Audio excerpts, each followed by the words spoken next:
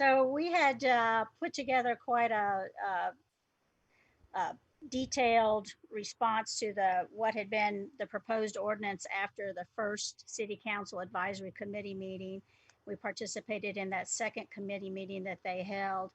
And then out of that, there were some revisions done, brought to what had come out from the City Council and then from Bess Rich and from John Williams. And at today's City Council meeting, they adopted um, a new Chapter 65 that's basically the revision that came out, the middle of February, along with the two additional amendments, the one from Bess Rich and the one from John Williams. So it's good news. I mean, we have, they did include a lot of reference to the ANSI A300 standards. Peter really brought the code up to the 21st century by including reference to those in quite a few places. The definition for a heritage live oak is now an 18-inch DBH live oak. The list of heritage trees has been expanded to several other species besides live oak that are 18 inches or greater DBH. And that one of the revisions that came from John Williams was to take off the proposed list of heritage trees, bald cypress and pine. Although I'm not sure exactly whether the longleaf pine will stay or whether any pine will now be off, but the 18-inch DBH did stay. There is some restitution language in there now. It references a national standard for appraising tree value as a guideline. And those are the biggest, takeaways. So we do have a new tree ordinance, and it is improved from Chapter 64 4H. And they encouraged us to continue to give input on how things are going. And so I guess we'll see how the citizens react. So that's basically it. All right. Thank you, Teresa. I know you could probably talk all afternoon about Don't get me started. about this. And I just want to thank Teresa as well as everyone on her committee that she's been working with, Debbie Foster and Bill Boswell, who, participated in these committee meetings, which, took quite a lot. I mean, it took a lot of time. It took a lot of research. It took a lot of writing. So the public owes you a debt of gratitude, and we all do too. So we thank you, Teresa, for leading that effort. And, our job's really not finished because we have to now, kind of watch how this is implemented and how it's going to work and look going forward. And there are things that we can do to still improve the ordinance. And so, we want to always be vigilant and be an advocate for the trees. So, and Peter Toller, thank you. I mean, this to a large degree, you had a heavy influence on getting those ANSI standards in the tree ordinance, and that's going to be beneficial to trees in the city. And so we're thankful for that. I'm just glad that you had, pretty good, strong influence there with the document. So hopefully we can, stop thinking about Chapter 65 in our sleep like we have been for the last 3 or 4 weeks, and just look, be vigilant about how it's implemented. And Peter, we want to work with you. If there's anything that we can do to improve the document further, let us work with you on that. Absolutely. Peter, do you want to say anything real quick on chapter 65? Yeah, chapter 65 is a good step for the city. We've expanded our heritage tree list.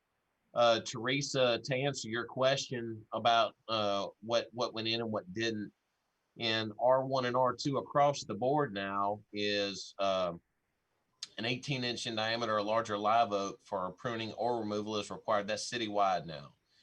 So, and that's never been in place before. In the historic districts, our heritage tree list, and on commercial property, that's where the full heritage tree list applies. Teresa, as far as pine goes, longleaf is in chapter 65. So the rarest of the rarest pine trees will be preserved. As far as the fine schedule, restitution, things of that nature, we implemented the tree value process that is regulated by the American Society of Consulting Arborists, and it will be much better than just a set fee on it. That's kind of in a nutshell the direction we're going. Construction management, root protection, and risk assessment are now in front and center for the city of Mobile and the tree canopy. And it all talks to each other. It coincides. And there's a lot of, I'm actually going to prepare a bullet point sheet for all you guys to where if you're out and about, you can go, hey, wait a minute, you're doing this. And then that way you'll have an if this, then that, to where you can say, I mean, we now have a static calculation of how far away from a tree that you have to maintain, or if not, there's restitution for damaging that tree permanently, and that's never been in place with the city. We have, I mean, I could be like Teresa. I could go on forever. I'm a nerd. I can't help it, but this is just good for the city. It's going to be our way to prepare the canopy for the next 100 years for the city of Mobile. That's great. Yeah, it's definitely an improvement, and we have to acknowledge that areas where it has been improved, and so we're thankful for that. We didn't get everything in there that we thought we needed, but I guess that's part of the back and forth of a public debate, and so we are thankful that this is behind us now, and that it is better than what was there. And I can just say personally, my biggest beef with the old ordinance was the $500 fine on violating the ordinance. And I, understand that the Tree Act has set $500 as the maximum fine. But, I sat here and thought about it today. The Tree Act was passed in 1961. That was 60 years ago. And we're still working with a $500 number for 60 years. That just, something's not right about that. And so in the committee meetings that we had, you had several people who were drilling in on the restitution part of that, because $500 fine is basically no fine, and that is in 2021 dollars. That is not what it was in 1961. It's not a deterrent at all, and so we are very thankful that there is at least some avenue that has been added in the ordinance for restitution, so that that a judge has the discretion of making a violator pay the value of that tree. It don't mean they have to now. It just means they can. And so we're thankful for that. But anyway, Teresa, thank you for the report. We're going to continue to monitor that. And, if we need to make more changes, we certainly can advocate for that as we go. All right. Now, I'm going to quickly move on to other business and urban forestry. I'm going to, if you'll go ahead and let us know any work summary that you have for the month. I didn't receive a link or anything for you today, but I'm sorry, it's the same link. It actually, I was able to keep the same link from last month. Do you want me to resend it to you? If it was the same one from last month, then I have that in my email.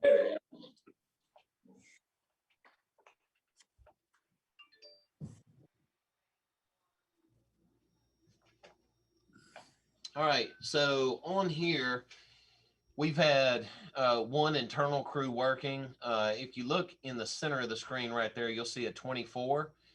That is the Wednesday South trash zone. And then that's this area right in here. We've had another crew working downtown in the Oakley area. And also up here where you can see, let's see, 32, the number 32 right here. That's where our internal crew's been working. They've also been working right here. We've had a contractor working where the 24 is, and another contractor working right here where the 29 is.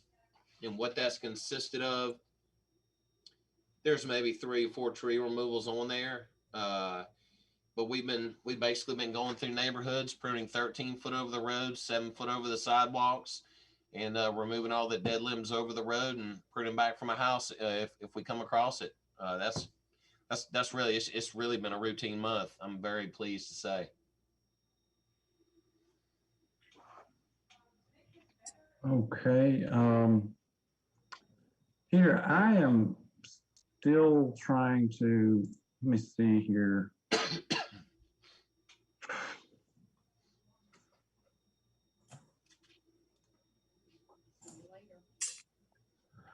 Okay.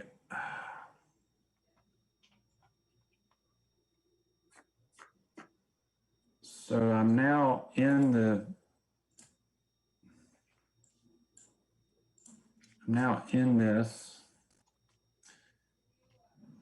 And last month we had an issue where some of the things that appear on here didn't require any action. Right. Or that it was determined that there wasn't an issue. Has that been addressed, or is that information still in here? I'll have to give you that on a spreadsheet, Jesse. I still haven't been able to figure out how to articulate that onto this map. I mean, I can easily give you a spreadsheet. That's no big deal. Okay. All right. I would like that too, a spreadsheet that goes with that way you can find it on the map and then look up the details. Sure, absolutely. Yeah.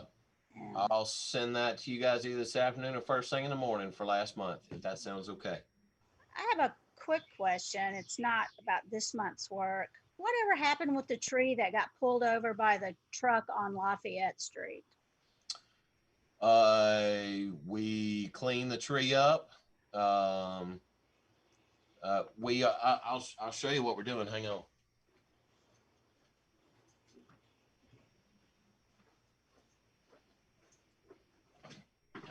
This is a prototype.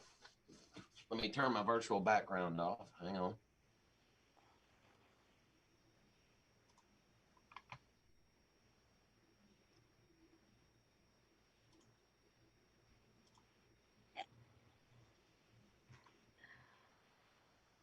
All right. This right here is what we're working on to try to keep the trucks out of the neighborhoods. Okay. So Lafayette Street's about to get 2 of these, and we're going to start putting these into the other heavily canopied neighborhoods. So and once we put that up, that way we can start deterring trucks from coming in and out of the neighborhoods. So there was no prohibition for that truck to be on that street? It was No, just because there was no signs up. That is, as a matter of fact, if y'all ever want to consider tree bank to put in different areas, this sign is a welcome prototype to put in different neighborhoods to help deter trucks out of the neighborhood. I mean, that's just something y'all can mull over. Well, it's a good safety thing too, because I was behind the truck on either St. Louis or St. Michael when it hit. It was too tall, and there was almost a wreck with another car. It was kind of scary to watch. Yeah, absolutely.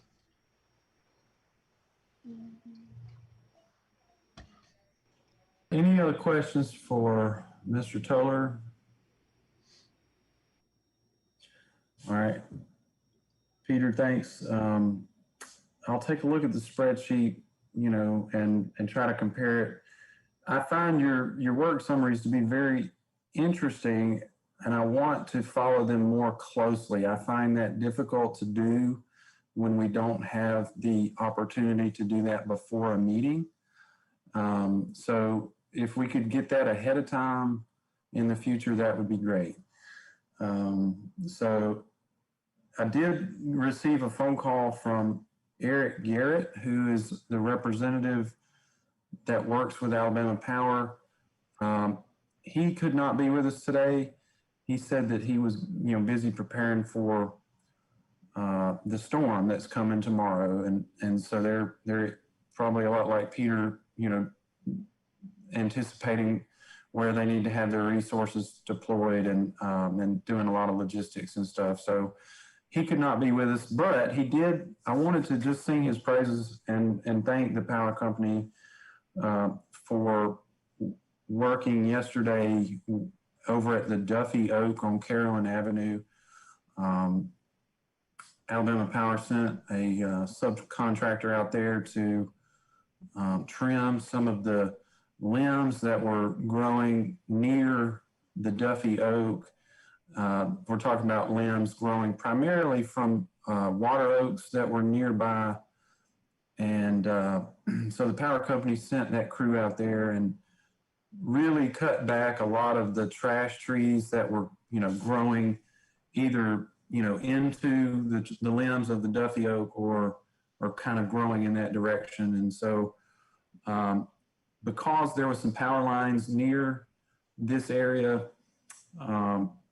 Eric was able to get his crew out there and justify it for us. And so, we're grateful to have that partnership there, and they did a good job, and they didn't hurt the Duffy Oak at all. They actually, made some improvements to the well-being of the tree. So, we're grateful for that, and also grateful that Eric, gave us about 4 or 5 days notice that they were going to do the work. And that was really critical for us as well, because the tree commission did have some observers there. Teresa, Louise, and myself did go and observe some of the work being done there. And we had a representative there the whole time. So I felt like that was an important step for us as a commission, to really put our work into practice here in a real way, not just, approving permits, but to oversee some important work that was being done on one of Mobile's oldest living residents, if not the oldest living resident in the city.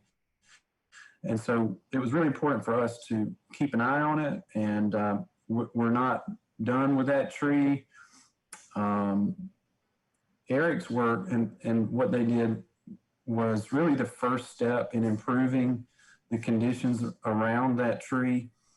The next phase of that is going to be to engage certified arborists in a request for proposal to cut down some of the trash trees and to also eliminate some of the dead wood out of that oak tree, and actually sending that information out today as a request for proposals from these parties who may be interested.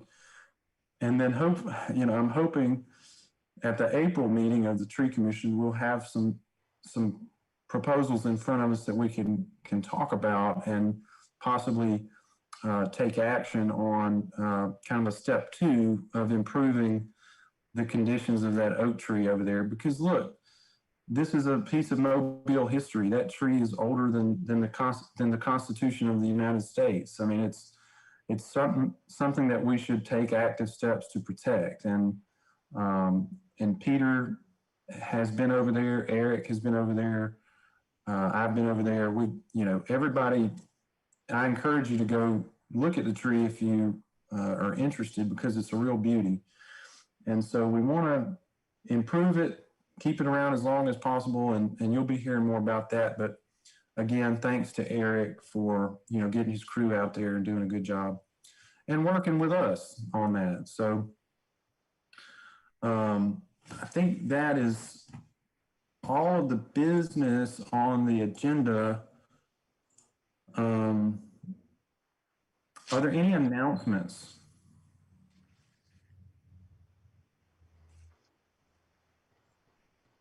All right, well, no announcements. Then I guess we'll just entertain a motion to adjourn. So moved. I second it. Motion and second. All those in favor, please say aye. Aye. All opposed, please say no. All right, thank you very much. Thank And we'll you. see you next time.